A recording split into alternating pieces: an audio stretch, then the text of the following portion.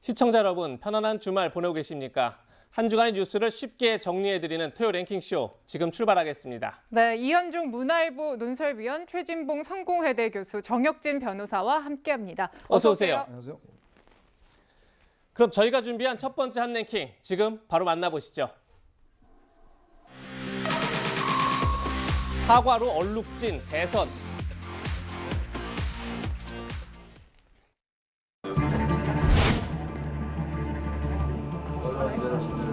제 가족들과 관련해서 매우 불미스러운 일이 발생했습니다. 국민 여러분께 매우 죄송하다는 말씀 다시 한번 드리고 깊이 사죄드립니다.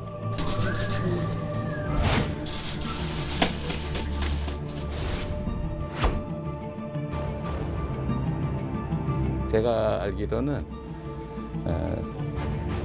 은행에 빚이 좀 있습니다. 사이버머니라고 하나요? 사서 한 모양인데 하여튼 기간이 꽤 길고 그 사이에 잃은 게 1,000만 원까지는 안 되는 것 같습니다. 네, 이번 주 여야 대선 후보들은 일제히 가족 리스크에 고개를 숙였습니다. 먼저 민주당 이재명 후보는 방금 보신 것처럼 장남의 상습 불법 도박 의혹에 사과했는데요. 일각에서 억대 도박 의혹이 제기되자 잃은 돈이 1,000만 원쯤 된다 이렇게 밝혔습니다. 네, 그런데 이 이재명 후보 장남 관련 논란은 도박 의혹뿐이 아닙니다. 성매매 의혹까지 받고 있는 상황인데요. 마찬가지로 이 후보의 장남이 직접 올린 글을 보면 이 성매매를 암시하거나 또는 여성을 비하하는 내용들이 상당수 포함이 돼 있습니다. 저희가 좀 준비를 해봤는데요. 내용이 이렇습니다. 유흥 다녀왔다, 안마 받으러 간다, 위치 아는 사람 정보 좀.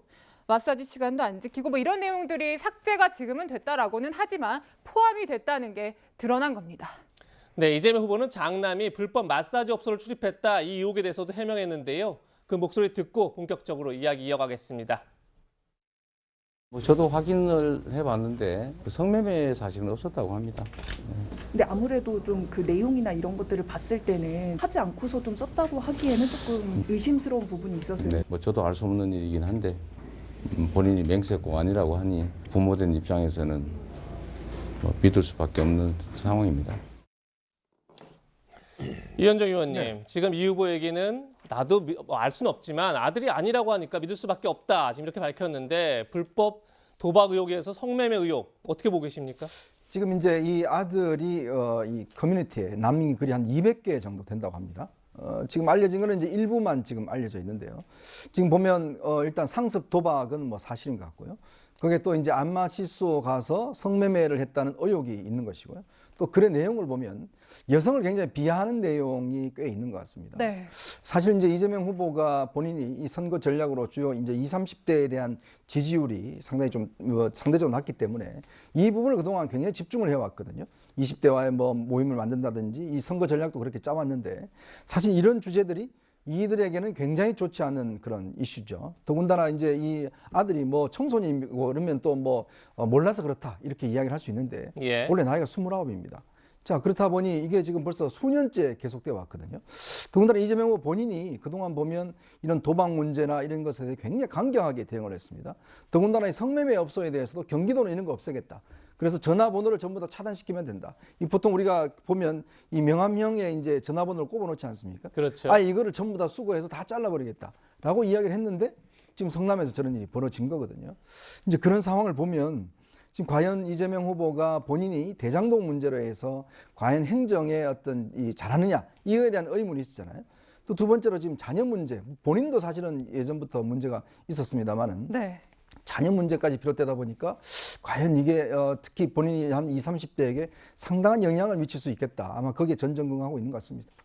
네, 자 이런 가운데 국민의힘이나 유튜버 등이 이 후보의 장남을 고발했습니다. 변호사님, 앞으로 이제 수사가 불가피할 걸로 보이는데 어떻게 진행될 걸로 보십니까? 근데 이 후보 자체가 잃은 돈이 한 1,000만 원 정도 된다 이렇게 말씀을 하셨는데 그 이야기는 도박 금액이 수억 대 이상이 된다는 이야기예요. 왜냐하면 도박주에는 판마다 그 도박 금액을 계산하거든요. 예컨대 10만 원짜리 도박을 100번 했다. 그러면 내가 10만 원 갖고 했으니까 10만 원 도박죄가 아니고 1000만 원 도박죄가 되는 거예요. 지금까지 한 모든 도박 금액을 다 합산하는군요. 그렇죠. 그런데 이제 1000만 원을 잃었다. 그러면은 도박 금액이 제가 봤을 때 수십억 대는 되지 않을까 그런 생각이 되고, 그 다음에 그 금액 자체만으로도 상습성은 인정될 수밖에 없는데, 게다가 이재명 후보가 뭐라고 말씀하셨냐면은 다른 걸 떠나가지고 우리의 치료받게 하겠다 그 이야기거든요. 네. 치료받는다라고 하는 것은 결국은 중독성이 있다는 이야기고, 중독성이 있다는 이야기는 상당히 심각한 상태까지 이르렀다는 이야기니까 경찰에서 수사할 때 이러한 부분들을 고려하지 않을 수 없는 그러한 중대한 도박 범죄가 되지 않을까 싶습니다. 네. 정혁진 변호사가 말씀하신 도박 금액은 아직까지 추정이라는 점 밝혀드립니다. 그런데 더 논란이 되는 게 있습니다. 이재명 후보 장남이 마사지 업소를 방문했다고 후기를 올린 그날은 바로 이 후보 모친, 그러니까 장남의 할머니 발인 다음 날이었습니다. 지금 보시는 이 글이 올라온 게 지난해 3월 16일입니다. 그런데 이 후보 모친이 3월 13일 별세했고 3월 15일 발인을 했습니다. 그러니까 발인 다음 날 이런 글을 올린 건데, 그 내용 자체는 굉장히 은어가 많아서 이해하기 어려운데, 쉽게 보면 오전 7시부터 한 11시간 동안 포커 게임을 했다. 그리고 딴 돈으로 안마를 받으러 갔다. 이런 내용으로 추정됩니다. 최재문 교수님, 네. 이 논란도 상당히 좀 오래 갈 것 같은데, 물론 이 글을 올렸다고 해서 반드시 그날 갔다는 볼 수는 없겠지만 그래도 좀 논란이 될 것 같아요. 어떻게 보십니까? 그러니까 이런 글을 올린 것 자체가 문제죠. 그러니까 물론 아까 말씀하신 것처럼 이런 글을 올렸다고 실제 실행이 했느냐 안 했느냐는 또 다른 문제예요. 그건 확인이 필요한 부분이라는 생각이 들고요. 그럼에도 불구하고 이재명 후보에서 얼마나 이런 글을 보면서 황당하겠습니까? 본인의 아들은 제가 볼 때 아마 그 전날 그 인터넷상에서 채팅할 때는 우리 아들이 그런 일 한 적 없다고 얘기했다면 모르고 있었다는 얘기예요. 아니 그 20대 성인인 이 아들이 이런 행동을 하는 걸 모르고 있었던 건데, 물론 그렇다고 해서 도덕적 책임이 없는 건 아니에요. 당연히 책임을 져야 되겠죠. 그럼에도 불구하고 어쨌든 저는 원칙적으로 가야 된다고 생각하고, 이재명 후보도 그런 얘기 했지 않습니까? 법과 원칙에 따라 하겠다. 만약에 불법적인 일이 있다고 하면 이 아들도 처벌받게 된다. 수사도 받게 하겠다라고 얘기를 했으니까 지금 나온 사실을 가지고 수사를 하게 되면 해서 만약 문제가 있다면 그에 합당한 처벌 받게 해야죠. 저는 그렇게 생각합니다. 이게 뭐 이재명 후보가 모르고 있었다 하더라도 어쨌든 도덕적으로는 국민들 앞에 이것도 하나의 판단의 대상이 될 수밖에 없어요. 그건 뭐 감수하고 가야 되고, 또 하나는 만약에 이 아들이 정말로 불법적인 일을 했거나 실제 그런 일을 했다고 하면 그도 명확하게 원칙적으로 처벌받게 되면 받게 되고 수사도 받아야 된다. 저는 그렇게 하는 게 맞다고 봅니다. 일단 제가 봤을 때는 그 경기도 지사가 모친상을 당하셨어요. 그런데 그때는 코로나 상황 막 시작될 때 아니었습니까? 3월 달이니까. 그러니까 경기도 지사가 모친상을 당했음에도 불구하고 문상을 최소화했단 말이에요. 네. 그런데 그 아들은 사실은 그렇게 위험하다고 할 수 있는 그런 데를 드나들었다라고 하는 것 자체가 개인적으로 그런 거 올렸다는 것도 문제가 되지만, 참 그 아버지하고 반대되는 행동을 한 것이 아닌가 하는 생각이 들어서 관계 사실이라면 네네. 그렇다는 말씀이신 거죠? 씁쓸합니다. 네. 네, 자 이어서 이번에는 국민의힘 윤석열 후보의 사과 소식으로 이어가도록 하겠습니다. 자, 윤 후보 역시 아내 김건희 씨의 허위 경력 의혹에 대해서 사과를 했죠. 저희가 그 목소리 준비했습니다. 들어보시죠.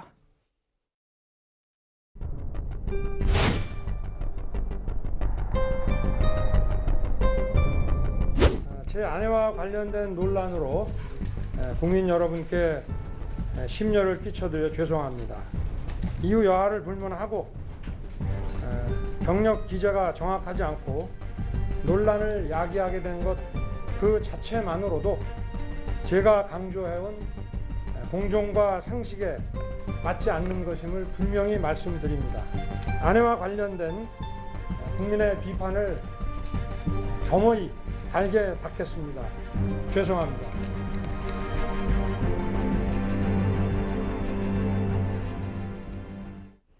네, 뭐 자신이 강조해온 공정과 상식에 맞지 않는다 이렇게까지 말했습니다. 이번 사과 적절하게 들으셨는지 궁금하네요. 보통 이렇게 대선전이 좀 치열해지면 그러니까 사실관계보다는 이 사실관계를 어떻게 풀어나가느냐, 이게 굉장히 중요한 영향을 미치거든요. 그러면 보통 이제 정치인들 같은 경우는 딱 처음에 이 상황이 발생했을 때 일단 무조건 사과를 합니다. 네. 왜냐하면 이게 법률적으로는 아까 윤석열 후보 이야기했듯이 사실관계를 따져봐서 문제가 있으면 사과한다. 이게 맞는 아주 그 해법이에요. 근데 정치권은 그 해법에 정반대입니다. 일단 사과부터 한다는 거거든요. 그게 뭐냐면 결국 국민들이 어떻게 인식하느냐가 중요합니다. 그러니까 사실을 따지는 문제가 아니라 국민들이 저 사람 문제가 있네, 저거 잘못했네 라고 이야기를 한다면 바로 거기에 대해 사과를 하는 게 이제 정치의 어법이죠. 근데 지금 윤석열 후보 같은 경우는 이 이재명 후보와 비교되는 게 이재명 후보는 아들의 문제가 나오자마자 바로 사과를 해버렸어요. 예. 거의 뭐 몇 시간 만에 사과를 해버렸는데 지금 윤석열 후보는 한 이틀이 걸렸단 말입니다. 그러니까 본인의 처음에 이야기는 이게 사실관계 따져봐서 그다음에 뭐 사과할 필요가 있다면 하겠다라는 식으로 이제 이야기를 넘어갔는데 그래서 김종인 위원장이나 이준석 대표가 공개적으로 이거 빨리 사과해야 된다라고 이제 이날 사실은 아침에 굉장히 아마 후보를 불러서 그 문제에 대한 이야기를 했던 것 같습니다. 네. 근데 윤석열 후보 입장에서는 내가 지금 이 사실관계가 아직 증명이 안 됐는데 어떻게 사과를 하느냐라고 했지만 그거는 그 법조계의 이야기고 이 무조건 사과를 해야 된다는 거는 정치 쪽의 어법이다. 그러니까 본인도 이제 뒤늦게 수용을 한 거죠. 근데 이미 국민들은 어떤 면에서 보면 이 사실을 기정사실화하고 있는 거거든요. 그런 면에서는 상당히 좀 늦은 사과였다라는 생각이 들고 이제 문제는 앞으로도 계속 기자들이 물을 겁니다. 아마 예. 오늘 또 물을 거고 내일 또 그렇죠. 물을 겁니다. 네. 그렇다면 그것도 계속 사과를 해야 돼요. 결국 국민들이 나중에 어떤 면에서 보면 이해할 때까지 사실은 정치란 게 그렇습니다. 알겠습니다.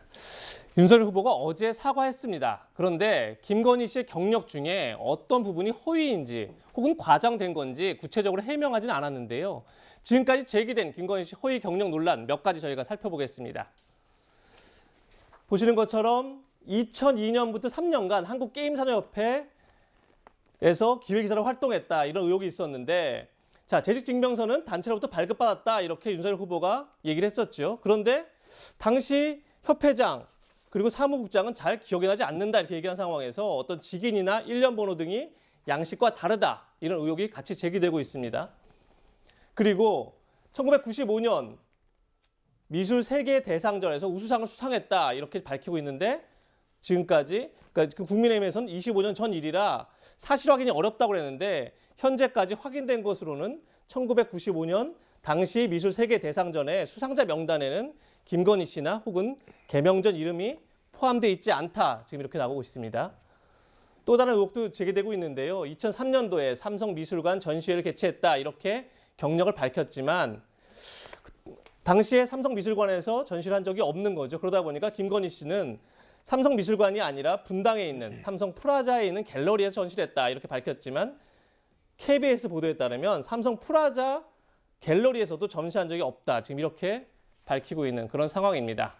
자, 윤석열 후보가 구체적으로 해명을 하지 않자 오늘 조금 전에 청년 보좌역 공개 모집 행사를 마쳤는데 그 자리에서도 기자들이 물어봤습니다. 구체적으로 허위 이력을 인정하는 부분이 있느냐 이렇게 물었는데 거기에 대한 답을 했습니다. 뭐라고 했는지 같이 들어보시죠. 어제 사과하셨는데 이후에도 사실 어떤 부분을 정확하게 사과하신 건지 논란이 좀 이어지고 있거든요. 그 부분에 대해서는 제가 노코멘 하겠습니다. 네.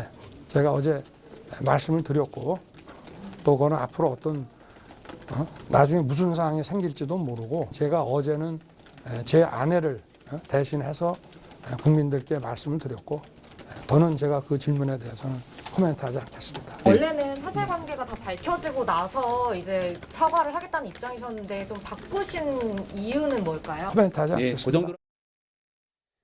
최지문 교수님, 조금 전 이현중 위원께서 정치에서 헌법상 중요한 것은 사실관계보다 태도다, 인식이다. 그렇기 때문에 무조건 사과하는 게 맞다 이렇게 얘기했습니다. 그래서 어제 사과를 했는데 또 한편에서는 도대체 구체적으로 뭐가 허위인지 사과가 없다 보니까 민주당에서는 뭐 마지못한 사과가 아니냐 이렇게 또 지적을 해요. 근데 조금 전에 기자들 만나서도 구체적인 내용은 노코멘트 하겠다 이렇게 밝혔는데 이 부분은 어떻게 보십니까? 저 부분도 저는 부족하다고 생각해요. 노코멘트란 말도 좀 이해가 안 되지만 또 하나 제 아내를 대신해서 사과했다 이런 얘기를 했어요.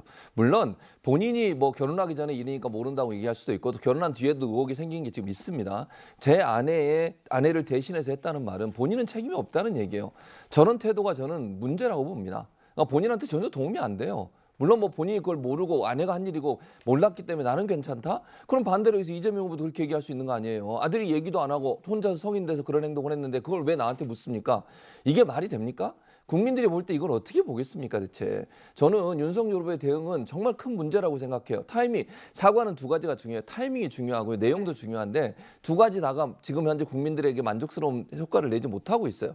그러니까 문제가 발생했을 때, 왜냐하면 김건희 씨가 인터뷰에 돋보이기 위해서 내가 그런 행동을 했다까지 얘기했어요. 그럼 사과하는 게 맞죠. 빨리 해야 되고, 두 번째 내용도 가능한 확인해서 문제가 되는 부분, 이런 부분은 이렇게 해서 이렇게 됐으니 잘못됐습니다 얘기하는 것이 사과의 진정성 확보하는 방법인데 그런 부분이 안 됐던 것. 또 하나는 일부가 허위라고 전체가 허위는 아니다 이런 얘기를 하면 안 되는 거잖아요. 본인이 지금 대선에 나온 게 공정 이런 거 가지고 나오신 거 아닙니까? 그러면 본인이 그런 부분에 있어서 비판받을 일이 있다고 하면 즉각적인 반응을 보이는 게 제일 중요하다. 오늘 저도 이 말은 제 아내를 대신해서라는 말을 쓴 것도 저는 잘못된 표현이라고 생각해요. 그렇다 하더라도 그것도 제 책임입니다라고 얘기할 수 있는 그런 자세가 저는 필요하다고 봅니다. 네, 자, 일각에서는 이런 지적까지 나옵니다. 그러니까 윤석열 후보가 사과를 했지만 지금까지의 과정들을 이제 쭉 보면은 앞선 이제 전두환 전 대통령 옹호 발언 논란 때와 비슷하다 이런 지적인 겁니다. 지난 4일간 이 논란과 관련해서 윤 후보의 태도가 어떻게 바뀌었는지 저희가 모아봤습니다. 듣고 분석 이어가겠습니다.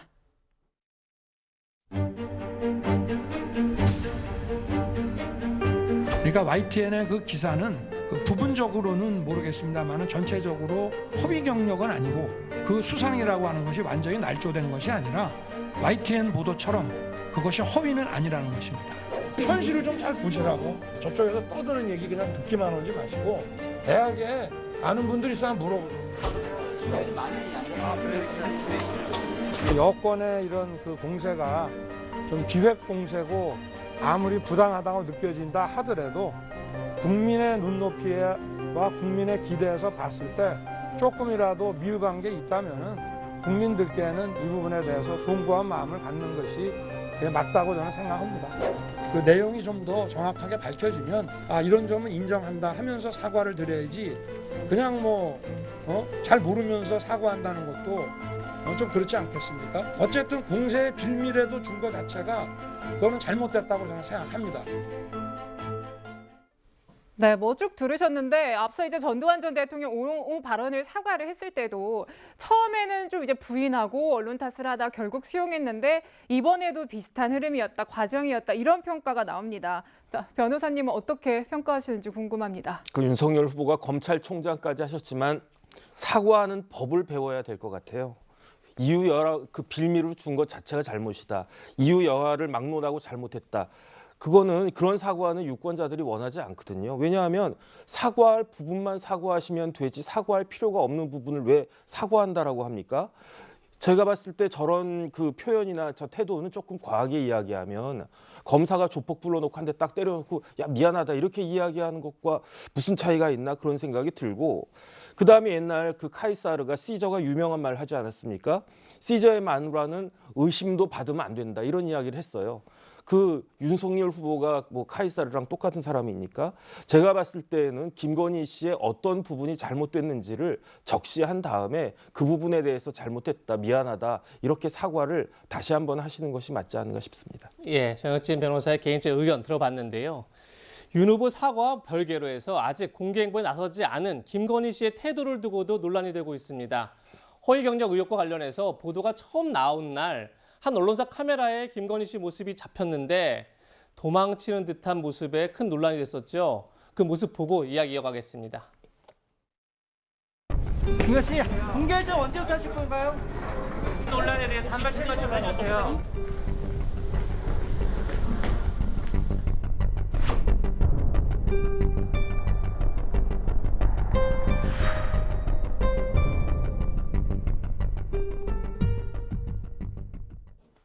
이현정 의원님, 네. 조금 전에 김건희 씨가 막 도망치듯 달아나는 그런 모습을 보고 민주당 윤건영 의원은 해위 토픽감이다 이렇게까지 비판을 했었는데 저 모습을 어떻게 보셨는지도 궁금하고 앞으로 어떻게 공개 행보에 나설지도 궁금한데 어떻게 지금 전망하십니까? 참 김건희 씨 입장에서 보면 본인이 정치하고 싶어서 한 게 아니지 않습니까? 남편이 정치를 한다 그러니까 지금 억지로 지금 사실은 어떤 면에서 후보의 부인이 된 거거든요. 이제 그런 면에서 보면 본인은 본인 나름대로의 사업도 있고 본인 나름대로의 인생이 있는데 지금 어쩔 수 없이 남편 때문에 지금 사실은 이 대선 후보 부인이 돼서 저렇게 여론의 집중 조명을 받으니 굉장히 당황스럽고 또 불편할 겁니다. 예. 그렇지만 이것 또한 운명입니다. 사실은 받아들여야 될 수밖에 없는 운명이거든요. 이제 그렇게는 지난 3월달 윤 총장이 이제 검찰총장 그만두면서부터 저는 그때도 마음의 정리를 좀 했어야 되는 게 아닌가 싶어요. 네. 그리고 후보 경선에 나설 때도 그때 캠프 내에서도 저는 김건희 씨 문제에 대해서 나름대로 준비를 해서 팀들이 구성이 돼서 준비를 했더라면 저는 이 지경까지 오지 않았을 거로 봅니다. 예. 그러니까 계속적으로 그거를 좀 회피하고 어떤 거부를 하다가 결국 또 이제 후보가 됐음에도 불구하고 사실은 본인은 본인의 문제다라고 해서 또 윤 후보 본인도 그렇게 적극적으로 후보 부인한테 저런 걸 이야기를 하질 않았고 그러다 보니 지금 이 지경까지 이제 벌어진 거거든요. 그러니까 결국은 저렇게 갑작스럽게 언론이 들이닥치니까 이제 당황해서 고개를 숙이고 또 언론에 나오는 모습도 국민들이 볼 때는 앞으로 이제 어떤 면에서 뭐 영부인이 되실 분 가능성 있는 분 아니겠습니까? 예. 그러면 국민들이 생각하는 영부인상이 있는 거거든요. 이제 거기에 이제 상당히 문제가 있다라는 있으면 그렇다면 저는 지금이라도 늦지 않았다. 지금이라도 일단 이거는 선대위 차원에서 조직적으로 관리를 해야 된다. 그리고 조직적으로 예를 들어서 검증을 해야 된다. 네. 그래서 언론이나 국민들 앞에 뭔가 사실관계를 증명을 해야 되는데 제가 알기로는 아직까지도 그게 안 이루어지는 것 같아요. 본인은 또 본인 나름대로 내가 왜 이게 지금 선대위에 통제를 받아야 되냐 또 이런 생각도 갖고 계신 것 같고 이제 그러다 보니 언론이 불쑥불쑥 찾아가니까 저런 모습들이 연출이 되는 거거든요. 어쨌거나 이거는 지금의 본인의 뭐 이 상황이 자체가 그냥 주어진 운명이기 때문에 받아들이고 그 부분에 대한 이제 관리나 어떤 준비는 이제 선대위 차원에서 하는 게 저는 수순이지 않는가. 만약 그걸 거부할 경우는 앞으로도 더 사실 논란이 될 수는 있습니다. 네. 네. 여야 대선 후보들이 나란히 가족 문제로 사과하는 모습을 보셨는데요. 이를 둘러싼 정치권의 후폭풍도 만만치 않습니다. 두 번째 한랭킹에서 만나보시죠. 이번 한랭킹은 기획설로 역풍자초입니다. 가족 논란에 고개를 숙인 후보들과 달리 여야는 상대 진영을 향해 총공세를 펴고 있습니다. 급기야 뚜렷한 근거 없이 기획설까지 제기하고 있는데요. 그 목소리 직접 들어보시죠. 택시 기사님이 강남에서 손님을 한 명 태웠는데 그 손님이 윤석열 후보 캠프의 사람이었던 것으로 그렇게 이야기를 하더라고요. 그러면서 사과를 오늘 하고 그리고 아들 문제를 터뜨려갖고 이 사건을 충분히 덮고 한 방에 보내버릴 수 있다라는 취지의 전화 통화를 했다라고 제보를 했다라고 합니다. 공소권이 없다고 지금 덮자는 거 아니에요? 아니다 말이죠. 제가 그것이 알고 싶다 20년을 했습니다. 네, 그러면 이 그 세상이 흘러가는 게 상당히 좀 눈에 보이고요. 그게 아마 윤 후보가 기획이라고 그 지칭했던 네, 그런 내용일 수도 있겠다. 방금 들은 각각의 주장을 정리하면 국민의힘은 김건희 논란을 덮기 위해서 이재명 후보 장남 의혹을 터뜨렸다. 이렇게 민주당이 주장하고 있는 거고요. 반면에 또 민주당은 대장동 의혹을 덮으려고 김건희 씨 관련 의혹을 기획했다. 또 이렇게 국민의힘 쪽에서 주장하는 건데 최진봉 교수님 예. 동의하십니까? 동의 안 해요, 둘 다. 저는요, 기획이고 무슨 시점 얘기하는데요. 언젠간 터지는 거 아닙니까? 물론, 뭐 그렇게 할 수는 있겠죠. 어떤 이슈가 터졌을 때 그 이슈를 덮기 위해서 그 이슈, 뭐 자료를 갖고 있다 나중에 얘기할 수는 있겠죠. 그렇다고 해서 뭐 그걸 문제를 삼을 수 있습니까? 그건 아니라고 봐요, 저는. 네. 어떤 형태로든 부정적인 문제가 있는 것을 얘기해서 그건 넘어가야 되는 거예요. 예. 시점상으로 그걸 뭐 넘어갈 수 있는 상황이냐 아니냐의 문제인 것이지 시점을 가지고 문제를 삼는 것도 저는 문제라고 봅니다. 그럼 뭐 그거 갖고 있다 얘기 안 합니까? 그건 아니라고 보고요. 기획설이라니 기획이라면 뭐 언론상으로 그러면 짜고 뭘 했다는 겁니까? 그러니까 감을 가지고 음모론을 터뜨리는 건 저는 아니라고 봐요. 기본적으로 사실관계 확인해서 그 사실에 맞게 얘기한다고 저는 보고요. 양쪽 다 여당이든 야당이든 대선 후보들은 어떤 이슈든 본인과 관계된 거는 언젠가 터질 수 있는 거예요. 그 준비 잘 해야죠. 예. 또 그런 일이 또 생기지 않도록 해야 되는 것이고요. 그걸 문제를 삼아야지 시점을 가지고 본인의 문제 본질을 자꾸 흐리려고 하는 그런 행동 자체가 저는 문제라고 생각합니다. 네, 뭐 사실 이런 주장까지 하려면 정말 이 뚜렷한 근거가 있어야 하지 않을까 싶은데 근거가 택시기사에게 들었다. 또 한쪽은 내가 탐사보도 프로그램 오래 해봐서 안다. 이런 얘기들을 했어요, 변호사님. 논리적으로 좀 빈약한 거 아닙니까? 제가 변호사 20년 했는데요. 재판하면 다 이기겠습니까? 전혀 그렇지 않거든요. 전문가가 왜 전문가냐면 정확한 근거를 대기 때문에 전문가인데 변호사가 재판하는데 판사한테 증거는 제대로 되지 못하고 판사님 제가 판사님보다도 변호사 생활 더 오래 했습니다. 그러니까 제 말이 틀리겠습니까? 이렇게 이야기하면 판사가 변호사님 훌륭하십니다. 그렇게 생각하겠습니까? 반대거든요. 역효과나요. 왜냐하면 그런 이야기를 하면 저 사람 할 말이 없구나. 그 이야기가 되기 때문에 주장의 신빙성이 탄핵이 돼가지고 오히려 역효과가 납니다. 국민들이 이수정 교수가 그것이 알고 싶다 20년 했기 때문에 그 말이 맞다라고 인정해줄 국민이 몇 명이나 있겠습니까? 이건 국민들을 우롱한 것이 아닌가 생각이 들고 문제가 생기면 저렇게 남 탓을 할 게 아니고 이 문제를 어떻게 해결할 것인지를 진지하게 고민을 해야지 그렇지 않은 모습이 여당이나 야당이나 참 한심하다는 생각이 듭니다. 네.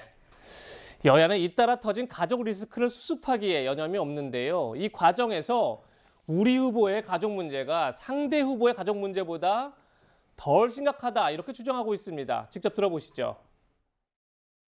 자녀라고 할지라도 어쨌든 사실상 대통령에게 영향력을 미칠 수 있기 때문에 그것도 검증을 하긴 해야 된다. 그렇죠. 그렇지만 부인만큼 배우자만큼은 아니다. 행사할 수 있는 권한이 그러니까 영부인 같은 경우는 해외 순방할 때 계속 같이 동행하시고 영부인 퍼스트 레이디로서 그 외교 활동을 하시잖아요. 장소를 옮겨가면서 도박을 한다는 것은 다른 또 도박장이 있을 수도 있기 때문에 이거는 굉장히 큰 범죄 행위라는 거예요. 단순히 한 사람이 인터넷에 접속해서 게임머니를 사고 팔고 도박을 하고 그 수준이 아니고 그러면 이 조직 범죄를 수사를 해야 된다는 거죠.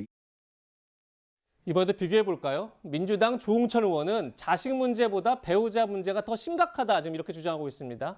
반면에 또 국민의힘 김재현 의원은 이재명 후보 장남 의혹을 두고 조직 범죄다 이렇게 주장하고 있는데 역시 이현주 의원님 이거 동의할 수 있는 주장인가요? 아니 참 조홍천 의원은 그동안 제가 좀 합리적으로 느꼈었는데 배우자 문제가 더 심각하다. 그 무슨 근거로 그렇게 이야기를 하죠? 그러니까 예를 들어서 배우자 같은 경우는 솔직히 이야기해서 이혼하면 또 남남이에요. 자식은 또 자기 자식입니다. 뭐 이혼할 수도 없는 거 아니겠습니까? 자, 그렇게 또 따지면 또 아닌 거죠.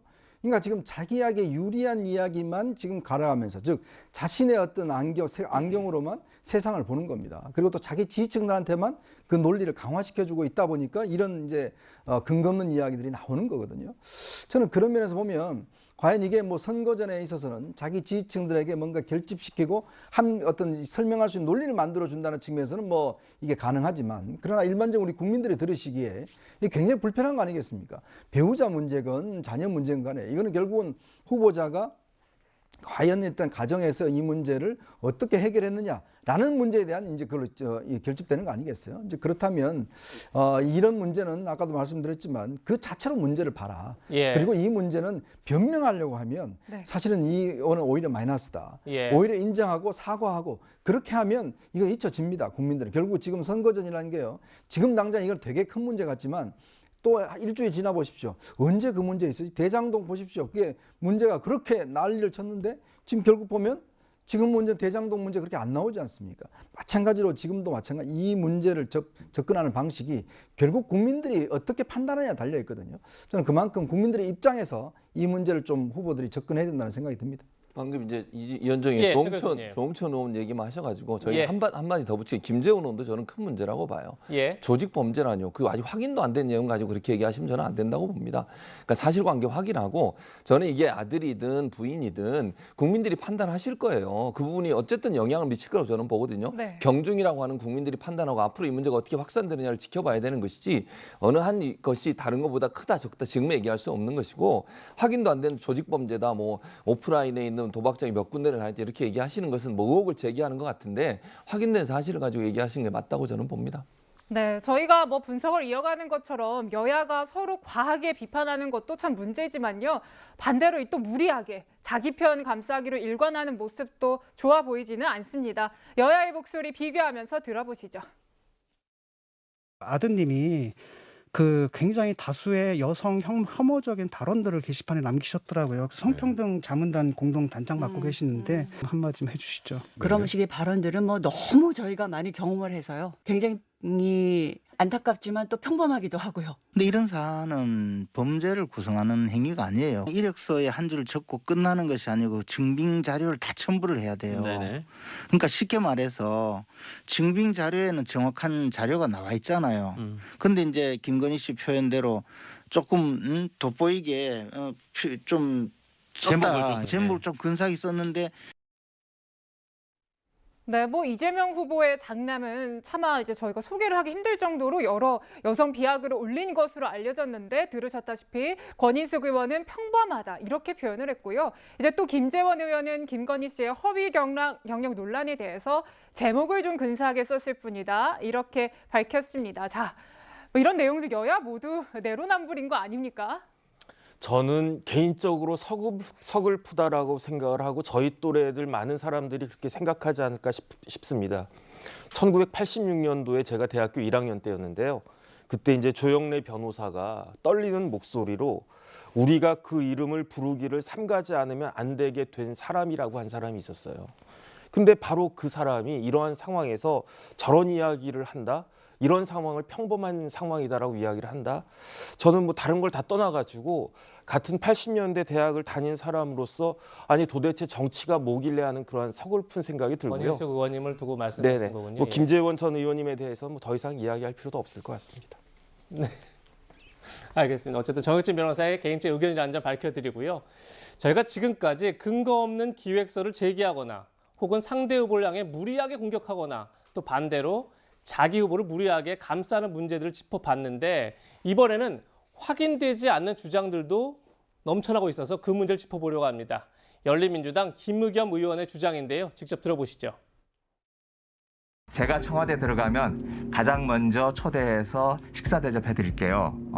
오마이뉴스 기자하고는 그런 통화를 했다 그러고요. 청와대 초청한데 이런 얘기는 왜 나온 거예요? 제가 먼저 이제 계속 그 인터뷰를 하자라고 그 요청을 하는 과정에서 청와대 가시면 뭐 만날 수가 없지 않느냐 이렇게 물어보니까 잘 돼서 청와대에 가게 되면 부 기자님을 가장 먼저 초대해서 식사 대접을 하고 싶다 이렇게 얘기를 했습니다. 파이팅 기자가 이제 검증을 하니까 아니 그러면 왜 나만 이렇게 말하자면 괴롭히느냐 라고 하면서 억울하다라고 하면서 당신도 기자도 털면 안 나올 줄 아느냐. 아 그래요? 그 이야기보다도 더한 이야기들을 제가 들었습니다마는 사실 통화한 건 전데 네, 김의겸 의원님께서 좀 다소 조금 과장하신 건 아닐까라는 생각도 들고 초반에는 다소 격양된 좀 톤이긴 했습니다. 이후에는 김건희 씨도 좀 대체로 차분하게 이제 자신의 입장을 설명해주기 시작하셨어요. 종종 웃기도 하는 모습도 보였습니다.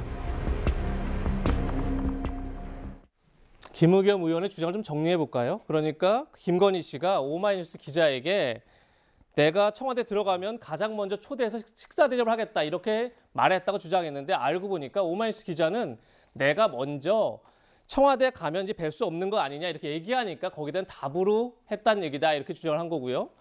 또 김의겸 의원이 YTN 기자에게 그러니까 김건희 씨가 YTN 기자에게 당시도 털면 나온다 이렇게 말했다는데 YTN 기자는 그건 좀 사실과 다른 것 같다 좀 이렇게 얘기를 한 겁니다. 최지문 교수님. 당사자들은 사실이 아니라는데 김의겸 의원은 오히려 저런 주장에 대해서 사과하지 않고 나중에 밝히겠다 이렇게 얘기하고 있어요. 그러니까요. 지금 뭐 본인의 그러니까 직접 전화한 사람과 김의겸 의원이 다르기 때문에 김의겸 의원이 나중에 증명을 해야 되겠죠. 이 부분에 대해서는. 그러니까 어디서 본인도 들었을 거 아니에요. 직접 들었는지 간접적으로 들었는지 제가 잘 모르겠지만 이런 내용들이 문제가 된다고 하면 김의겸 의원은 본인이 그걸 증명해내야 돼요. 어쩔 수 없이. 왜냐면 본인이 말한 거잖아요. 근데 뭐 직접 통화를 했던 분들은 그런 얘기 한 적이 없다고 하니까 의견이 다르니 이 부분에 대해서는 김의겸 의원이 어떤 형태로든 증명해야 된다고 저는 보고 그래서 만약에 다른 내용이 있었다면 사과하는 게 맞다고 봅니다. 혹시 이현주 의원님도 어쨌든 언론 생활을 오래 하셨는데 김의겸 의원도 한겨레 기자 출신 아니겠습니까?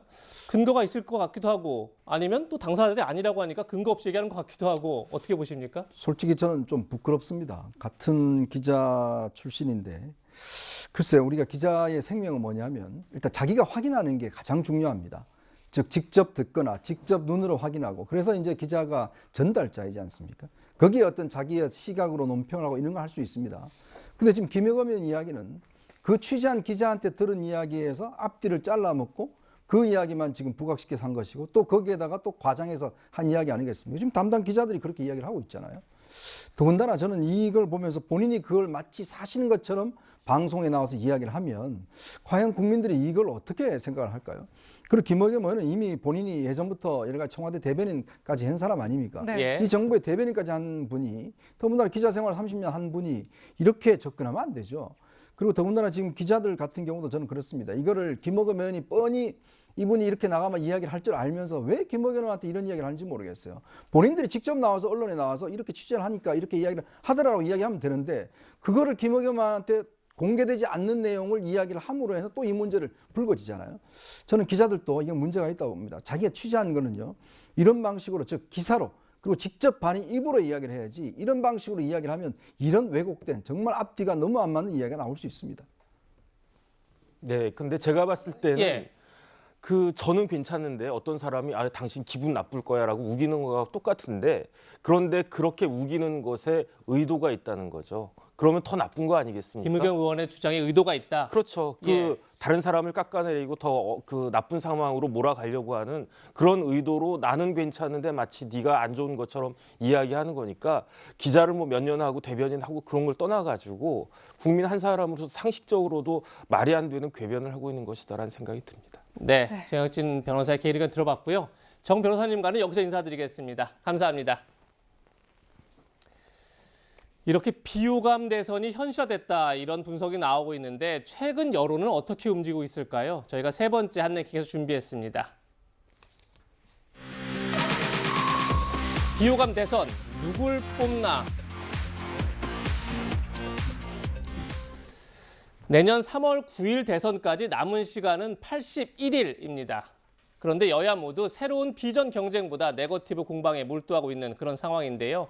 과연 여론조사 결과는 어떻게 나타나고 있는지 함께 보시죠. 자, 2주마다 지지율을 조사하고 있는 한국갤럽의 조사를 저희가 가져왔습니다. 한 달 전 여론조사는 윤석열 후보 42%, 이재명 후보 31%였습니다. 그리고 2주 전 조사에선 36%로 동일했습니다. 그리고 어제 발표한 조사에선 이재명 후보 36%, 윤석열 후보 35% 이렇게 지금 지지율이 나타나고 있습니다. 하종대 기자 나오셨는데요.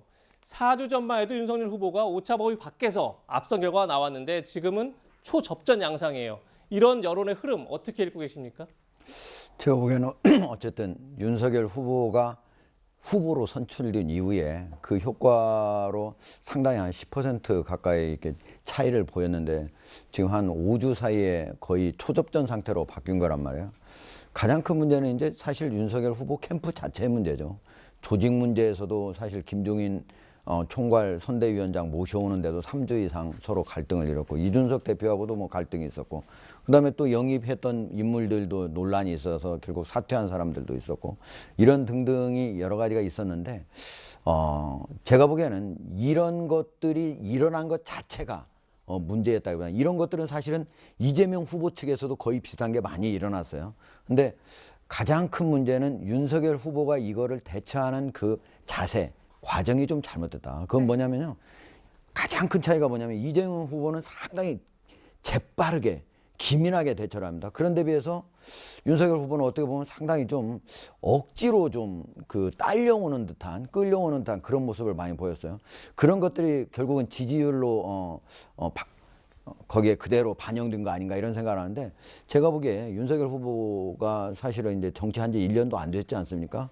대부분의 검찰 생활을 26년 이상 했는데, 검찰하고 정치 세계가 완전히 다르다는 걸 아직도 몸으로 체득하지 못한 것 같아요. 검찰에서는 우리가 말하면은 무죄 추정의 원칙이 있지 않습니까? 설령 수사해서 기소해서 재판에 가더라도, 심지어 1심 유죄받아도 대법원 확정 판결 되기 전까지는 우리가 무죄 추정의 원칙이 있다고 이래요. 그래서 무죄를 항상 생각하고 얘기를 하는데, 제가 보기엔 정치 세계에서는요, 느낌과 인상만으로, 사실관계가 확인되지 않아도 느낌과 인상만으로 유죄 예단의 원칙이 있다고 저는 봅니다. 그러니까 이런 것들을 윤석열 후보가 물론 이제 조금씩은 느끼긴 느꼈을 거예요. 그럼에도 불구하고 몸으로 완전히 체화하지 못하고, 그랬기 때문에 여러 가지 문제가 생겼을 때 재빠르게 기민하게 대응하지 못한 것, 이것이 결국은 지지율 변화로 이어진 거 아닌가 이렇게 봅니다. 네, 뭐 이와 같은 여론조사 흐름에 대해서 국민의힘 이준석 대표 어떤 마음일지 굉장히 궁금한데 어제 답답한 마음을 직접 털어놓기도 했습니다. 뭐라고 했는지 직접 들어보시죠. 아마 우리 쪽 악재가 한 하루 이틀 먼저 나왔기 때문에 먼저 선반영된 거고 또 이번에 또 이재명 후보의 가족에 대한 문제도 꽤 심각한 사안들이 제기가 돼가지고 그 사안도 좀 반영이 되지 않을까 이렇게 생각합니다. 이건 완전히 정치 평론가적인 얘기하는 거고요. 당대표로서는 좀 환장하겠습니다. 네, 뭐 들으셨는데 결국 양쪽에 모두 악재가 있으니까 피장파장 아니냐 이런 얘기를 한 것 같아요. 사실 이제 위원님은 네. 대선 취재 많이 해보셨지 네, 않습니까? 지금 이런 대선 역대 있었습니까? 제가 기억하기로는 크게 없었던 것 같아요. 네. 그러니까 이렇게 어떤 면에서 양쪽 후보 다 어떤 면에서 문제가 이제 발생을 해서 예전 보면 이제 한쪽 후보가 이제 문제가 있어서 이제 상승세를 하다가 꺾였던 측면들. 예전에 이해창 후보 같은 경우는 이제 병역 비리라든지 뭐 이런 것 때문에 꺾였던 측면이 있지만 이렇게 양쪽 후보가 다 어떤 면에서 보면 비슷한 문제로 지금 고민을 하는 경우가 없었는데 저는 더 근본적으로 뭐냐면 사실 이렇게 가족 문제나 이런 것보다는 실제로 미래에 어떻게 대한민국을 이끌어날 것인가에 대한 비전 이게 사실 없기 때문에 가장 큰 문제입니다. 네. 예. 아시겠지만 김영삼 전 대통령 같은 경우는 이제 군정 종식이라는 시대적 과제가 있었죠. 김대중 대통령은 IMF 위기 극복이라는 게 있었고 동서화합이라는 과제가 있었고 노무현 대통령만 하더라도 균형 발전이라는 그 있었습니다. 네. 이명박 대통령은 이제 경제 발전 이런 어떤 미래 비전. 사실 이명박 대통령도 BBK 특검이 사실은 이 선거 기간 내내 있다가 선거 끝난 다음에 발표됐잖아요. 그만큼 본인한테 악재가 있었음에 불구하고 압도적으로 승리를 했거든요. 마찬가지로 지금의 이 후보들이 나타나는 현상을 보면 결국 두 사람 다 어떤 면에서 보면 시대를 제시하는 여러 가지 미래에 대한 비전이 없이 이런 문제만 하다 보니까 지금 지지율이 비슷비슷해져 버린 거예요. 네. 그러니까 이재명 후보도 치고 올라가지 못하고 윤석열 후보도 마찬가지로 계속 지금 하향세를 걷고 있고 결국 이런 현상이 나오는 거는 가장 근본적인 근저에는 결국 내가 앞으로 5년 동안 어떤 대한민국을 만들 것인가에 대한 비전을 서로 못 보여주고 있기 때문에 이런 것이 나타나고 사실은 가족 문제 이런 거는 제가 볼 때는 하나의 정치적 쟁점이지 이게 대선 판도를 크게 좌우할 문제는 저는 아니라고 봅니다. 네. 네. 새로운 비전이었기 때문에 지금 이런 지지율에 반영돼 있다 이런 얘기인데요. 여야의 악재 속에서 국민의힘 홍준표 의원이 묘한 글을 남겼습니다. 어떤 글인지 같이 보겠습니다. 홍준표 의원이 만든 2030 정치 플랫폼이죠. 청년의 꿈에 이런 글이 올라왔습니다. 여야 두 후보 둘 다 심각한 수준이니 누구를 교체해야 할지 국민도 혼란스러운 상태입니다. 라고 한 누리꾼이 글을 올렸는데 거기에 대한 홍준표 의원의 답은 안철수는 정상이다. 이렇게 답을 올렸습니다. 최진문 교수님. 얼마 전 홍준표 의원이 국민의힘 대구 선대위에 고문으로 참여해서 이제 윤석열 후보를 돕나보다 싶었는데 저 그래서 완전히 두 후보를 다 문제가 있다. 유일하게 안철수 후보만 정상이다. 이렇게 답을 했어요. 그걸 어떻게 해석해야 되는 거죠? 그러니까 제 생각에는 진심으로는 돕고 싶지 않다 이런 얘기도 들려요. 그러니까 네. 저런 모습을 보이는 게 도움이 될까 하는 생각은 듭니다. 어쨌든 국민의힘의 당원이고 국민의힘 입장에서는 저런 모습이 더 혼란을 부추길 수 있거든요. 또 20, 30대의 지지를 끌어내야 되는 윤석열 후보 입장에서는 답답함이 생길 수밖에 없는 모습이라는 생각이 듭니다. 홍준표 전 대표 같은 경우엔 그러니까 대선에 적극적으로 윤석열 후보를 도울 생각은 아직까지는 없는 것 같아요. 지금 저 말만 보면. 그러니까 뭐 그냥 둘 다 나쁜 사람 이렇게 치부하는 거잖아요. 결국은. 그리고 안철수 전 대표를 오히려 그냥 옹호하고 현 대표시네요. 현 대표를 옹호하고 이런 식으로 나가는 것은 그냥 본인은 관심 없다. 이번 대선에서 그냥 본인은 20, 30대와 함께 즐겁게 잘 있다가 그냥 끝낼 수 있겠다. 이런 생각이 들게 만드는 거잖아요. 그래서 저는 이거는 국민의힘이나 윤석열 후보한테는 별로 도움이 안 되는 글이다. 이런 얘기가 계속 반복되고 이런 태도가 반복되면 20, 30대가 과연 이 홍준표 후보를 지지했던 분들 이런 분들이 윤석열 후보에 넘어오게 상당히 제한이 되지 않을까 하는 우려가 되는 상황입니다. 네, 자 그런데요. 사실 안철수 후보 역시 진작에 홍준표 의원에게 러브콜을 보낸 적이 있었습니다.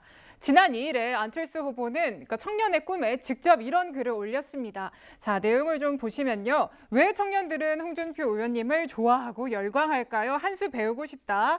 이런 글을 올렸는데 이에 홍 의원은 거짓말 안 하고 진심으로 대하는 것이라고 답변을 달았습니다. 지금 홍준표 의원이 안철수 후보에게 힘을 실어주는 거는 틀림이 없어 보입니다만 지금까지 양강 구도가 좀 이제 강화되는 그런 흐름들을 쭉 보여왔는데 두 후보의 악재로 제3지대 후보들이 다시 주목을 받을 가능성 어느 정도 있다고 보십니까? 제가 보기에는 어쨌든 형세는 지금 제3지대 후보들이 주목을 받아야 돼요. 네. 그럼에도 불구하고 지지율에는 거의 영향이 없거나 오히려 빠지고 있다 이렇게 보여지는데 그 예. 이유는 이거예요. 그러니까 지금 형세는 왜 그렇게 주목을 봐야 되냐면 지금 양쪽의 정책을 보면 있지 않습니까? 이재명 후보 같은 경우에 대부분의 자기의 1호 공약이라고 하는 기본소득도 포기를 했습니다. 원전 이거 그다음 탈원전 문재인 정책 다시 바꾸겠다고 했어요. 부동산 정책도 바꾸겠다고 했습니다. 네. 완전히 원래 문재인 대통령 정부의 핵심 정책 그리고 자기가 공약했던 가장 핵심 공약을 포기하고 중도 쪽으로 오고 있습니다. 마찬가지로 윤석열 후보 같은 경우에도 지금 호남표 그리고 중도 사람들 이런 걸 잡기 위해서 뭐를 하고 있어요? 김한길 위원장을 영입해가지고 새시대 준비위원회를 만들고 있잖아요. 그러니까 지금 현재 정책으로 보면 양쪽이 중도로 서로 수렴하고 있다. 이 중도 후보들이 원래 내세우는 정책들이거든요. 그런데도 불구하고 그리고 이제 또 하나는 도덕성 양쪽이 어디 최악이잖아요. 그러니까 다른 후보라고 해야 돼요. 예를 들면 안철수 후보 도덕성 가족 리스크 거의 없지 않습니까? 심상정 후보도 거의 마찬가지예요. 그러니까 이쪽으로 와야 되는데 그런데 그러면 왜 제3지대 후보들한테 오히려 지지율이 늘어나야 되는데 오히려 약간씩 줄거나 아니면 보합세인가? 이 이유는 가장 이거예요. 두 사람의 지지율이 워낙 초접전을 이루다 보니까 네. 각자 중도에 있는 사람들도 아 나도 내가 조금 더 원하는 사람들로 가야 이 사람이 당선되지 안 그러면 상대가 내가 싫어하는 후보가 되겠구나 이러니까 중도에 있는 후보들 제3지대 후보들한테 지지율로 이어지지 않는다. 좀 안타까운 국면이죠. 제3지대 후보들한테는. 네, 안철수 후보 얘기 좀 더 해보겠습니다. 안철수 후보는 홍준표 의원뿐이 아니라 보수 진영을 향해서도 러브콜을 보내고 있습니다. 바로 이런 주장 때문인데요. 함께 들어보시죠.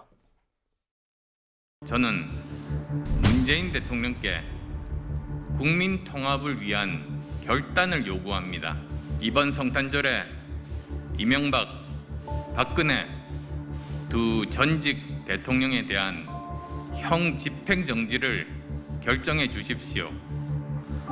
사면에 대해서는 다음 대통령이 국민들의 뜻을 모아 결정하면 됩니다. 그분들이 잘못이 없어서가 아닙니다. 그분들의 구속을 정치 보복이라고 단정해서도 아닙니다. 하지만 이만하면 충분하지 않습니까? 실제 문재인 대통령은 이르면 성탄절인 25일 전후에서 늦어도 연말 중에는 특별 사면을 단행할 것으로 알려졌는데요.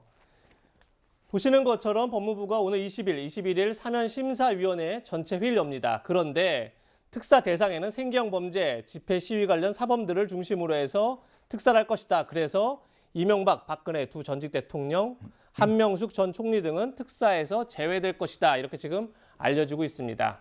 결국 이명박, 박근혜 두 전직 대통령이 특사에 포함되지 않는 것으로 알려진 상황에서 안철수 후보가 두 전직 대통령의 형 집행정지를 주문한 건데 이현정 의원님, 이 정도면 안 후보의 우클릭이다 이렇게 봐야 될까요?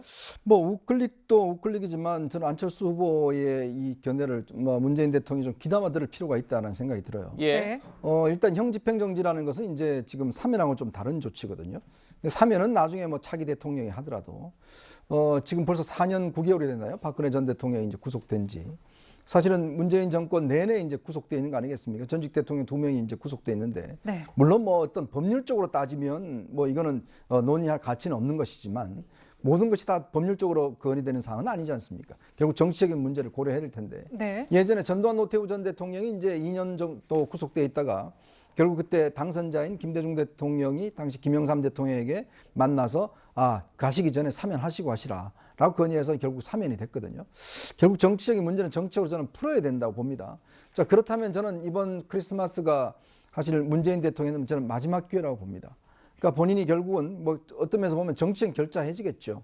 그런 측면을 과연 하고 갈 수 있느냐, 아니면 끝까지 예를 들어서 본인 스스로가 정한 원칙만 지켜갈 것인가.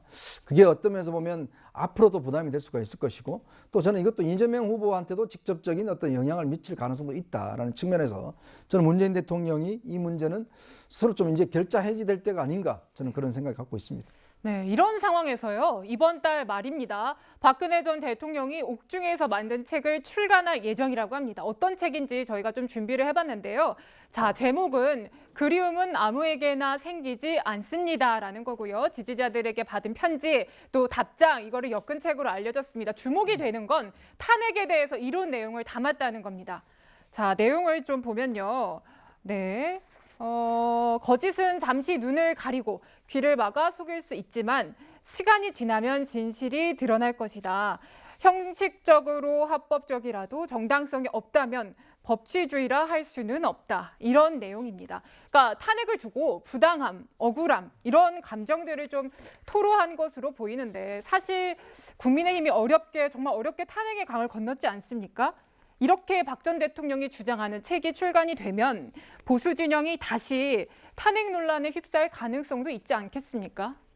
저는 뭐 정치권에서 그게 탄핵 논란이 다시 된다 이렇게 생각지는 않습니다. 왜냐면은 이미 그때 탄핵 자체는 이미 국민들의 한 90% 가까이가 이미 찬성을 했던 그런 사안이기 때문에 저는 그 탄핵 자체는 박근혜 대통령이 국정농단에 대해서 국민들이 심판한 거기 때문에 그거는 뭐 그렇게 논란이 될 거라고 생각하지 않지만 다만 이제 지금 법원에서 징역 17년 받고 추징금 받고 이렇게 벌금 받고 이렇게 했는데요. 그 부분과 관련해서는 사실 대법원의 확정 판결이 났지만 여전히 형법 학자나 아니면은 법조계에서는 논란이 되는 부분이 있어요. 그게 뭐냐면은요. 박근혜 대통령한테 처음으로 전직 대통령한테 처음으로 적용된 것이 묵시적 청탁하고 그 사실은 청탁을 명시적으로도 하지 않았는데 그걸 했다라고 추정하는 거거든요. 그리고 또 하나는 경제공동체가 있어서 경제공동체라고 하는 거는 가족들끼리 원래 적용하는 건데 그거를 서로 잘한 최성원 씨하고 박근혜 대통령 이거 아주 친밀한 관계니까 경제공동체다 해가지고 사실은 유지가 난 거거든요. 네. 이 부분과 관련해서는 사실은 박근혜 대통령도 상당히 억울한 부분이 있을 겁니다. 또 하나의 억울한 부분은 뭐냐면요. 전두환 노태우 대통령 군사반란도 일으켰고 내란도 일으켰고 엄청나게 많은 뇌물을 받아다요. 수천억 원 그것도. 그래서 사형을 선고받고 무기징역을 선고받아요.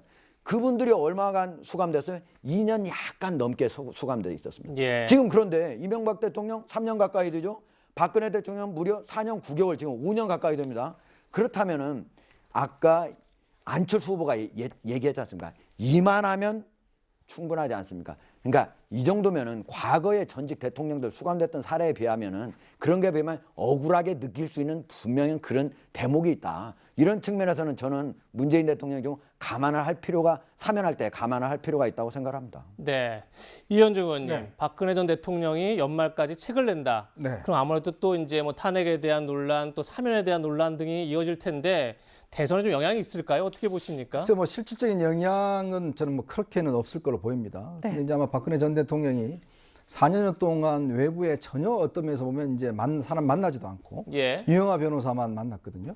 제가 유영하 변호사 이야기 들어보니까 하루에도 편지가 한 수백 통씩 온다고 그래요. 네. 그거를 전부 다 모아놨다고 합니다. 이제 그거를 읽는 것을 거의 하루의 소일거리로 본인이 삼고 있다고 그래요. 이제 그런 면에서 그 답장도 직접 해준 걸 해주고 아마 그걸 이제 이번에 책으로 내시는 것 같습니다. 아마 본인도 이제 뭔가 이 정권이 끝나가면서 이 어떤 면에서 좀 정리를 해야 되겠다는 그런 생각을 갖고 계신 것 같아요. 그리고 이제 문재인 정권이 이제 한 5개월 정도 남았으니까 예. 본인이 당했던 어떤 이 전말에 대해서 이제 입장을 좀 밝힐 때가 됐다. 아마 그런 측면에 저는 책을 내는 것 같고 실제 이제 국민의힘이 뭐 전체 여론에 크게 뭐 하겠지만 어쨌거나 박근혜 전 대통령 입장에서 보면 이제 나도 내의 어떤 정당성을 공적으로 좀 주장을 해보겠다. 아마 그런 판단에서 책을 내는 게 아닌가 싶습니다. 네. 박 전 대통령의 책 출간, 과연 대선에 어떤 영향이 있을지 함께 지켜보도록 하겠습니다. 그럼 저희가 준비한 마지막 한 랭킹 지금 만나보시죠. 무리한 대통령 홍보 논란 소식입니다. 오늘부터 다음 달 2일까지 강화된 사회적 거리 두기가 다시 시작됩니다. 식당과 카페 영업시간이 오후 9시로 단축되고 사적 모임도 최대 4명까지로 제한되는데요. 먼저 코로나 속보부터 한번 살펴보고 다음 이야기 이어가겠습니다. 지금 보시는 것처럼 신규 확진자 7,314명입니다. 나흘 연속 7,000명대를 유지하고 있습니다. 위중증 환자 1,016명입니다. 지금까지 코로나가 발병한 이후에 위중증 환자가 1,000명대를 넘어선 건 처음이므로 역대 최다입니다. 사망자도 어제 53명이 있었습니다. 정부는 사회적 거리 두기 강화와 함께 곧바로 소상공인, 자영업자들에 대한 지원 방안을 발표했는데요. 그 내용 먼저 들어보겠습니다. 매출이 감소한 320만 명 소상공인들을 대상으로 대상자별 100만 원의 방역 지원금을 신규로 지원하겠으며 이를 위해 3조 2천억 원을 투입합니다.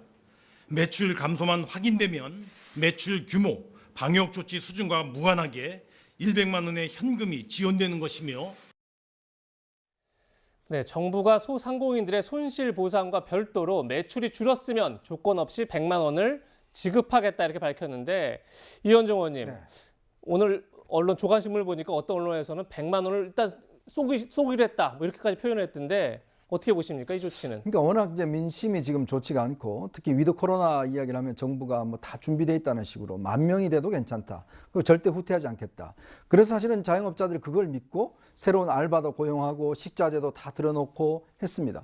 근데 이게 코로나가 뭐 이 확산이 되고 이러면서 결국은 지금 다 또 새롭게 장사를 거의 못하는 지경에 이르렀잖아요. 네. 제일 중요한 거는요, 정부가 신뢰성입니다. 물론 코로나 상황이 어떻게 될지 이건 뭐 예측하기가 어렵습니다. 그렇지만 정부가 선진국 같은 경우는 그렇게 될 경우에 정부가 그만큼 충분한 또 지원도 해주거든요. 근데 지금 문제는 뭐냐면 워낙 이게 갑자기 왔다 갔다 해버리니까 이 소상공인들 입장에서는 더 이상 이제 물러설 데가 없다라고 판단한 거예요. 거기에 이제 100만 원을 이제 이번에 일시적으로 지원해 준 건데 100만 원 그래봤자 사실은 뭐 하루 영업 비용도 안 나오지 않습니까? 그러니까 이걸 뭐 대단한 건 아니고 앞으로 이걸 또 더 늘려갈 필요는 충분히 있다고 봅니다. 근데 문제는 뭐냐면 뭐 좀 이따 이야기 나오겠지만 이런 거를 청와대가 어떤 대응하는 방식이 저는 굉장히 큰 문제라고 봐요. 대통령도 이 문제에 대해서 본인이 불과 한 달 전에 국민들한테 그렇게 K방역 자랑하면서 우리가 준비하고 있다고 그렇게 이야기를 했는데 이게 지금 와서 보면 이거 송구스럽다 이야기 한마디로 이게 끝나버리고 더군다나 또 이 소통수석은 나와서 원래 70만 원인데 대통령이 30만 원 더 주기로 했다. 대통령 돈에서 더 줍니까? 똑같은 세금에서 더 주는 거예요. 그걸 무슨 대통령이 선심 쓰듯이 이렇게 발표하는 것 자체 이것 자체가 저는 되게 불편합니다. 네, 뭐 당장 사실 연말이지 않습니까? 연말이 진짜 대목인데 이 대목을 앞두고 엄격해진 방역 조치에 소상공인들의 한숨은 깊어지고 있습니다. 연말 매출에 타격을 받게 됐지만 100만 원의 방역 지원금 정말 턱없이 부족하다 이런 얘기들 나오고 있는데요. 어떤 목소리도 있는지 저희가 또 준비를 좀 해봤습니다. 그러니까 내용이 이래요. 통상 12월에는 평소보다 매출이 한 2배 정도는 오른다는 겁니다. 그런데 100만 원 지급한다는 정부 대책 받아들일 수 없는 수준이다. 그래서 100만여 개 업소 영업 중단, 단체 행동까지 계획하고 있다. 이런 목소리 나오고요. 또 역시 매우 미미한 금액이다. 그러니까 선별 지원, 피해 규모가 큰 업종 선별해서 해야 된다라는 것이고 지금 예고되는 것이 22일에 광화문 일대에서 대규모 집회까지 예정을 하고 있습니다. 그러니까 종합해서 보면은 자영업자들 진짜 너무 힘들다. 더 이상은 참을 수 없다. 이런 분위기인 것 같아요. 예. 제가 이제 그 명동이라든가 아니면 그 인사동 가보면 있지 않습니까? 그 한 1층이나 2층 이런데 한 20% 정도는 지금 아예 문을 닫아 있어요. 네. 점포 세일 뭐 이렇게 써져 있기도 하고. 그러니까 왜 그러냐면 이제 코로나 사태가 2년째 되고 있는 거잖아요. 그렇죠. 첫 번째 1년 대부분의 자기가 갖고 있던 보증금으로 견딘 거예요. 그럼 이제 2년째 들어가면은 그래도 조금 남았던 거 가지고 견디는데 이제 3년째도 만약에 계속된다? 지금 그리고 게다가 백신을 2차까지 맞으면 좀 풀릴까 했는데 지금 위드 코로나에서 후퇴하고 있는 상황 아닙니까? 그렇죠. 앞으로 내년에도 어떻게 될지 그 후년까지 갈지 지금 거의 희망이 없는 상태예요. 그러다 보니까 지금 자영업자가 800만이고 우리가 소상공인이 320만 개 정도 업체 되거든요. 근데 이분들한테는 지금 사실상 거의 앞으로도 희망이 없고 특히 12월 이런 때는 이제 대목이라잖아요. 설날 아니면 추석 아니면 여름 이런 때가 가장 대목인데 이때 다시 옥진다고 하니까 지금 참으로 참 한숨, 고통 이런 것들이 자기 자신들한테 어느 때보다도 구구절절 올 때일 수밖에 없다. 저는 저분들이 와서 사실 광화문에 와가지고 시위를 한다 하더라도 비난할 수가 없다라고 생각을 합니다. 네, 조금 전 이현정 의원도 얘기하셨지만 자영업자들의 고통이 이렇게 큰 상황에서 불난 집에 기름을 끼얹는 듯한 발언이 나와서 논란이 되고 있습니다. 어떤 발언인지 직접 들어보시죠. 어제 문재인 대통령의 강력한 지시가 있었습니다. 이 방역 지원금을 정부가 생각하고 있던 한 70만 원 정도의 100만 원으로 인상해서 곧바로 방역 강화 조치가 시행되자마자 같이 이것이 연내 지급될 수 있는 방안을 강구하라라는 강력한 지시를 했거든요. 하정대 기자님, 조금 전에 이현정 의원도 저 돈 대통령 돈을 주는 것도 아니지 않느냐라는데 라면서 너무 청와대가 과도하게 홍보를 한다 이렇게 지적을 했는데 어떻게 들으셨습니까? 그러니까요. 저 사실 이제 확인을 좀 청와대 제가 확인을 해봤거든요. 그러니까 대통령이 회의에서 그런 말을 하신 거는 분명한 사실이에요. 제가 보니까. 예. 그러니까 원래 한 70만 원 정도 계산을 해가지고 보고를 했다고 그래요. 그러니까 대통령이 70만 원 좀 그렇지 않냐. 100만 원으로 하는 게 어떻겠냐 해가지고 이제 했다고 하는데, 그리고 연내에 한 9천억 이 확보된 자금이 있으니까 9천억이 있으니까 90만 명한테는 100만 원씩 빨리 지급하라 이런 얘기도 하셨다고 그러는데, 그럼에도 불구하고 국민소통수석이 그거를 얘기를 하면서 굳이 그 대통령이 그걸 올렸다라고 얘기하는 게, 지금 그거를 듣는 사실 그 소상공인 자영업자는 자기 자신의 매출액의 몇 퍼센트, 10%가 안 돼요. 그게 100만 원이라는 돈이요? 예, 100만 원이라는 돈이. 보통 소상공인들은 몇십억, 1년 매출액이 몇십억이고요. 자영업자들도 1년 매출액이 몇 억 정도 되는 거예요. 근데 그걸 가지고 30만 원 더 준다는 걸 생색을 내면서 이 대통령께서 하셨습니다. 이 얘기가 그분들한테 어떻게 들리겠습니까? 일반 국민들도 저게 생색이라고 생각하는데 네. 당사자들은 화가 날 일이죠. 분통이 터질 일을 오히려 국민소통수석이 한 것이다. 오히려 국민소통수석이 소통하기 위해서 소통수석 둔 건데 오히려 화나게 만든 그런 역할을 한 거 아닌가, 그런 생각을 합니다. 네, 이 박수현 국민소통 수석의 발언이 논란을 불러일으킨 일은 또 있었습니다. 지난 7월인데요. 사상 이제 최악의 집단 감염이 발생했던 청해부대 사태 때도 이제 대통령을 치켜 세우며 자화자찬했던 그 발언이 비판을 받았습니다. 들어보시죠. 보고를 받으시자마자 그 참모회의에서 바로 정말 누구도 생각하지 못했던, 지금 우리가 비행기 2대를 보내서 다 후송을 했지 않습니까? 네네. 그래서 그 공중급유 수송기를 급파하라라고 지시를 하셨고, 네, 뭐 당시에는 야권에서 사과부터 먼저 해야 하는 거 아니냐 이런 지적이 있었거든요. 뭐 이런 발언들이 지금 사실 코로나19로 너무 다들 힘들잖아요. 발언 하나하나 정말 신중해야 할 때 아닙니까? 그렇죠. 그러니까 신중하게 해야죠. 그러니까 저는 대통령이 어떤 지시를 했다 이건 얘기할 수 있다고 봐요. 뭐 지시하는 거 얘기할 수 있죠. 아까 하정대 국장이 말씀하신 것처럼 회의에서 그런 얘기 했다. 그래서 이렇게 올라가게 됐다. 근데 문제는 수식어예요. 예를 들면 지금 수송기 같은 경우도 누구도 생각하지 못했던 이런 말이 문제가 되는 거거든요. 그러니까 그걸 대통령이 아이디어를 내서 그렇게 하기로 했다. 이러면 끝나는 거예요. 사실은. 근데 그런 문제에 대해서 뭐 이런 수식어를 쓰다 보니까 국민들 볼 때 또 야당에서 볼 때는 이건 너무 또 치켜 세우는 거 아니야 이런 얘기를 오해를 불러일으킬 수 있으니 뭐 인터뷰하면서 그런 얘기는 할 수 있어요. 대통령의 지시로 이렇게 하게 됐다라고 얘기하는 거 그냥 그 건조하게 얘기하면 저는 된다고 보고, 지금 현재 상황에서 정부도 고민이 많을 거예요. 왜냐하면 코로나19라는 상황이 여러 가지 이제 문제를 발생시키고 있고 이게 예측 불가능. 물론 뭐 예측을 잘해야죠. 근데 지금 예측이 잘못됐던 게 위중증 환자의 비율이라는 사망자 비율은 예측이 잘못됐어요. 그건 사과했고요. 대통령도 유감을 표명하셨고 당국자들도 사과했으니까 그 부분은 빨리 바로잡아야 된다고 저는 보고요. 그리고 소상공인 자영업자들 지원하기 위해서 적극적으로 여당이 초당적으로 저는 나서야 된다고 보면 여당, 야당 다. 왜냐하면 지금 정말 어렵고 힘든 상황이잖아요. 이런 상황에서 결국 100만 원 가지고는 안 돼요. 제가 볼 때는요. 적극적으로 나서야 됩니다. 뭐 예산이 없어서 물론 예산도 잘 생각해야죠. 그러나 예산도 생각하면서 지금 당장 어려움을 겪고 있는 사람들한테 정부가 할 수 있는 모든 방안을 수단과 방법을 동원을 해서 모든 수단과 방법을 동원해서 도울 수 있는 방안을 만들어내야 된다. 저는 그것이 책임 있는 정부가 해야 될 일이라고 생각합니다. 이게 있지 않습니까? 사실 소상공인 자영업자들은 지금 완전히 거의 벼랑에 몰린 위기예요. 네. 지금 정부가 이번 것까지 하면 5차 지원금이 나갑니다. 다 합쳐서 얼마 나가는 거냐면 21조 원 정도 돼요. 예. 그러면 한번 생각을 해보십시오. 자영업자 800만이고 그다음에 소상공인 300만, 1100만이나 되는 건데 그거 얼마나 되겠습니까? 지금까지 나간 거 제가 4차까지 합치면 평균적으로 160만 원씩 4번 나갔더라고요. 600만 원 나간 거예요. 그러면 자기 매출액에 비하면 진짜 턱없이 모자라는 거거든요.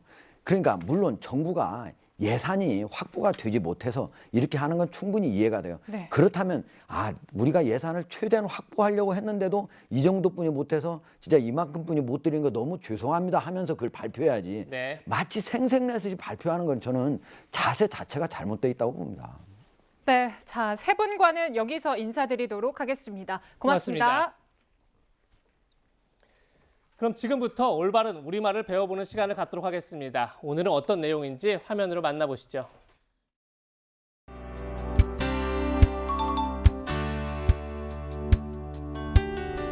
요즘 식당이나 카페를 이용하기 위해서 QR코드 발급이 일상화됐죠.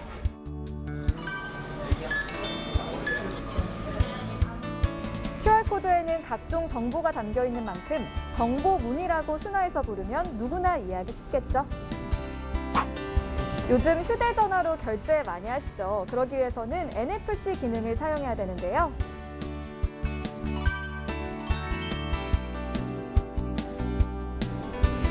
NFC 대신 근거리 무선 통신 기술이라고 표기하면 누구나 쉽게 사용할 수 있겠죠? 이렇게 IT 기술이 발달하면서 이해하기 어려운 외래어들도 많이 늘어났는데요. IT 기술 대신 정보 기술이라고 부르면서 점차 우리말로 바꿔 불러보는 건 어떨까요? 이젠 외래어나 외국어 사용을 줄이고 우리말의 소중한 가치와 정체성을 되새기면서 아름답게 가꿔 나가봐요.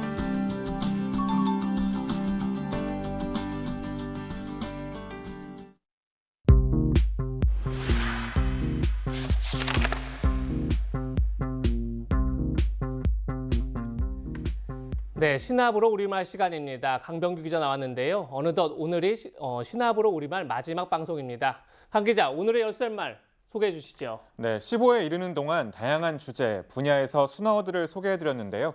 마지막 열쇠말은 4차 산업입니다. 빅데이터와 인공지능, 정보통신 기술의 일상화, 이미 우리 생활 곳곳에 스며든 4차 산업 시대의 모습이죠. 하지만 생소한 외래어 표기가 많았는데요. 이를 순화해보자는 취지에서 준비해봤습니다. 네, 자 그러면은 어떤 사례들이 있는지 하나하나 소개해 주시죠. 네, 컴퓨터로 만들어 놓은 가상의 세계에서 실제처럼 체험을 한 기술. 이젠 게임뿐만 아니라 실내 운동, 회의 등 우리 삶 전반으로 확대되는 추세죠. 이를 지칭하는 표현 VR이 익숙하겠지만 우리말 가상현실로 순화시켜 사용하면 어떨까요? 또 게임을 통해 잘 알려진 기술인 AR. 현실의 가상의 이미지와 같은 추가 정보를 보여주는 기술인데 우리말 증강현실로 표현하시면 좋겠습니다. 네, 음성 명령만으로 날씨도 알려주고 불도 꺼주는 기술 발달로 생활이 참 편리해진 것 같아요. 네, 방금 말씀하신 것처럼 그런 기술이 IoT, 모든 사물들이 네트워크로 연결되어 상호소통하는 기술인데 우리말로 사물 인터넷이라고 표현하면 되겠습니다. 하지만 디지털 생활이 커질수록 우려되는 부분도 있죠. 정부가 인터넷상에서 주민번호의 유출과 오남용 방지를 목적으로 만든 게 바로 IPN 번호인데 우리말 인터넷 개별 식별 번호로 순화해 사용하시면 좋겠습니다. 네, 4차 산업 기술 하니까 올해 광복의 블루칩으로 떠오른 로지가 생각나는데요. 네, 지하철과 건물 옥상, 숲속으로 가며 열정적으로 춤을 추는 모습이 인상적이었는데 실존 인물이 아니라고 해서 더 화제였죠. 컴퓨터 그래픽으로 만든 가상의 인물, 버추얼 인플루언서 대신 우리말 가상인간으로 사용하시면 좋겠습니다. 네, 신압으로 우리말을 통해서 많은 분들이 외래어나 외국어 사용을 줄이고 우리말의 소중한 가치를 되새기는 계기가 됐으면 좋겠습니다. 네, 짧지만 뜻깊은 시간이었는데요. 시간 관계상 소개해드리지 못한 단어들도 참 많아 아쉬웠습니다. 그동안 소개해드린 표현들은 국립국어원 홈페이지에서 찾아보실 수 있으니까요. 시청자 여러분들도 한 번씩 들어가셔서 궁금하셨던 우리말 순화 표현들을 찾아보셨으면 좋겠습니다. 네, 강병규 기자의 이름표가 잘못 달린 점은 양해 부탁드리겠습니다. 네, 강병규 기자 잘 들었습니다. 저희는 60초 광고 뒤에 돌아오겠습니다. 네, 오늘은 올겨울 들어서 가장 춥습니다. 특히 오후부터 서울, 경기 지역을 중심으로 많은 눈이 내릴 것으로 예상되는데요. 오늘부터 시행된 사회적 거리두기에 따라서 서울은 당장 오늘 오후 10시 이후 시내버스 야간 운행을 감축한다고 하니까요. 외출 계획 있으시면 유의하시기 바랍니다. 저희는 다음 주 토요일 더욱 알찬 내용으로 찾아뵙겠습니다. 네, 시청해 주셔서 고맙습니다.